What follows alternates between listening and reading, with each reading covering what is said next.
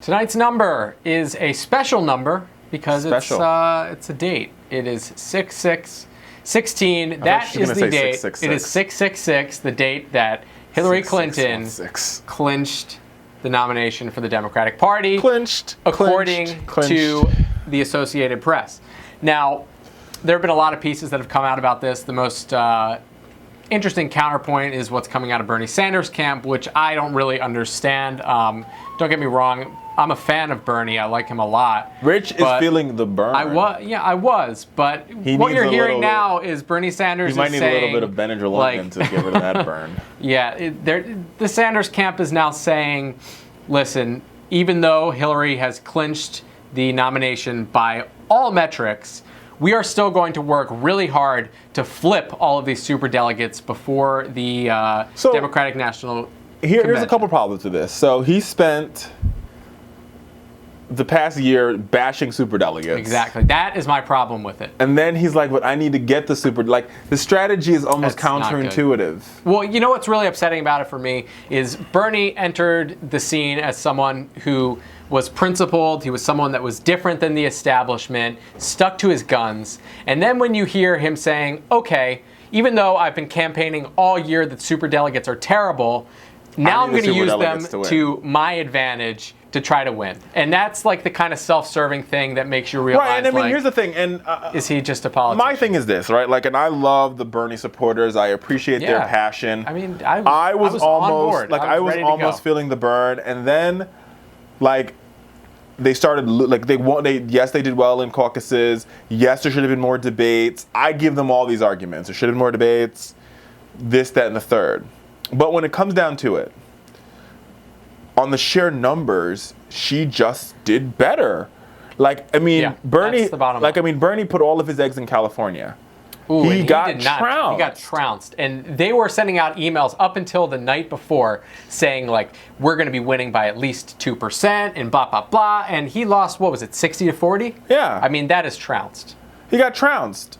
And yes, there's certain states where he got, him and Hillary got the same number of delegates, but whether you like it or not, the voters, in pledged delegates, Hillary Clinton had him beat. Now, the people who are saying, oh, this, then the third, now, listen, guys, I'm progressive as progressive can be. I am. But I own my resume. I was also a delegate to the 2012 convention. So I guess that makes me, quote unquote, party establishment, right? You're not a delegate this year. I'm not I didn't run for delegate. I did not run to be a delegate this year. Smart. But I was a delegate last year. You could have been getting fruit baskets from Bernie Sanders right now. Yeah, but I was never a superdelegate. I've never been blessed to be made a superdelegate. That is like... I've had friends who are superdelegates. But, yeah. Are they getting tickets to they all sporting events? Like, they pledge early, which is... if you're going to be superdelegate, pledged early. You got to do it later in the game. But I do have a problem with all these folks who absolutely hate the Democratic Party, who are progressive, but like, we hate the Democratic Party, who is then they're depending on the Democratic Party's superdelegates to make their guy the nominee. Yeah. Like, Bernie has operated outside the party for the entirety of his political life. And he walks into a party, he's done amazing things. This, like, I like what Bernie stands for, what he says. I like what he stands for. I like the passion that he invokes. But to some extent, you have to understand that his people are engaging in a party process that's been there for eons. Barack Obama got that because Barack Obama was someone who's seen as an outsider, and his team said, we're going to work inside game and outside game. We're going to work the superdelegates, and we're also going to work the pledged delegates. Yeah. That's what he didn't do. They did it right. And just going back to the same point that we were talking about, this kind of like, listen, I love Bernie Sanders. I am still going to vote for him because I like him. He's voting. He's going to be the last voter for Bernie Sanders. If you show up to the polls at like 7:59. No, I'm going to early vote this weekend. Oh, if you started the poll 7:59, I would be the last person. You'd be the last person to vote for Bernie Sanders. So I agree with his values more than Hillary Clinton's. That being said, obviously they're both better than Trump. But the thing that's kind of sad now is throughout the election, pro-Bernie folks were saying that the people, it's just the way that the system is set up in the election, the caucuses, and you're hearing from people that, more people were voting for Bernie than Hillary, according to them, but they were just getting screwed by the superdelegates and the way that the system was set up. Now that it is painfully obvious that the numbers don't lie. More people have just straight up voted for Hillary. Now they've pivoted. Now they're saying, well, that doesn't really matter. Bernie's a better candidate to beat Donald Trump. And that's not what they were saying before. Right. And first, it was the will of the people. Now it's, this is going to beat Donald Trump. And don't get me wrong, I'm not saying that Hillary's a perfect candidate. She's far from it. She's far from the perfect candidate. But Hillary Clinton and her team, they knew how to go after certain voting blocks. For you to win the Democratic primary and to be the nominee, you have to win in southern states. You have to win amongst African American voters. Bernie's African American outreach, it sucked. It was bad, and I don't think the name recognition was there. I think that was one of his biggest problems. Yeah, and I think he was saying the right things to African Americans, and his policies would definitely benefit African Americans, but he wasn't having a conversation with them. Yeah, I mean, because you see some guy that looks like Bernie Sanders show up at your church on a campaign speech day. I think on civil rights issues, he's better than Hillary. He got arrested with MLK. He got arrested with MLK. He's better than Hillary on the issues. He didn't use super predators. His husband didn't pass the 1994 crime bill. He's better.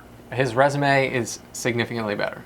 Yeah, but this is. But that doesn't matter. I mean, for whatever her. reason, African American voters have historically sided with the Clintons. For a very long time. Yeah, unfortunate, but reality. Why that is, I don't know. I think because the 90s was just a good period for African Americans. People were into it, and Bill Clinton was there. He played saxophone. Yeah, and I think where African Americans got disillusioned with Bill Clinton was in 2008 when he made the fairy tale quote. What was that? When he was like, "Oh, this is a fairy tale. You think this is a fairy tale?" And so it's one of these condescending old white man quotes. Yeah, but he made the quotes this cycle. I mean, I've said this over and over again. How he treated those girls in Pennsylvania at that rally where he was interrupted, and he said, "quote unquote, where Black Lives Matter: Africa." I had a problem with that. I was very open about that. I would say that that's problematic. And he was like, "Honey, let me talk. You shut up and let me talk." It was very problematic. I thought it was old white man-esque, white privilege, reaped all over it. And I even think how Hillary handled the protester in South Carolina when she was interrupted was, "You're going to shut up and let me talk." Yeah. It was very, I would argue, white privilege focused. Sure. But Bernie Sanders was not able to succumb or overcome Hillary Clinton's machine. And here's the thing. Because the argument that people are going to make is, "Oh, well, it's not doable." That's not true. Barack Obama did it. Sure. You also have to look at, just to play devil's advocate, Barack Obama did have a different base of money. When you're talking about the Bernie Sanders campaign, you're talking about small dollar donations. So did Barack Obama. Barack Obama had small dollar donations. Not in the numbers that Bernie did. But the bottom line is you're competing. Barack Obama was, first of all, his name was Barack Hussein Obama. He was 3 years into a Senate term. Hey, I'm not disagreeing with you. Hillary Clinton was around 20 I'm years. just saying that there are certainly parallels between Obama and Bernie, but there are differences as well because Obama was here's the one thing. Here's the one thing I want to caution people. For all those Bernie supporters, I know we have to go to break soon, but I want to make this point. I want to make it very, very clear. For all the Bernie people out there, I beg you, if we really want to make our country great again, if we really want to have a political revolution, it's going to require that we do two things. MLK talked about this, right? MLK and Malcolm X, right? One person working outside the system and a group of people working inside the system to change it. So pragmatic and rattling the cage at the same time. So all these young people who are so empowered, just like me, about changing this country, all these young people that want to fix student loan debt problem, all these folks out there that want to make sure that we have Medicaid for all, stay engaged. I beg you, do not sit at home in this election. Get engaged. 1, vote. 2, go to your local party committee. Join it. Run for office in your local party. That's how you begin to create the change. Run for local office in your party. Run for local office in your city and your community. Get engaged and stay engaged. That is how change happens. And every movement will tell you that's how it happens. Remember, Brown versus Board happened in 55, and it took us to 65 to get the Civil Rights Act. 10 years. And before Brown v. Board, they were working in the 40s to get to Brown v. Board.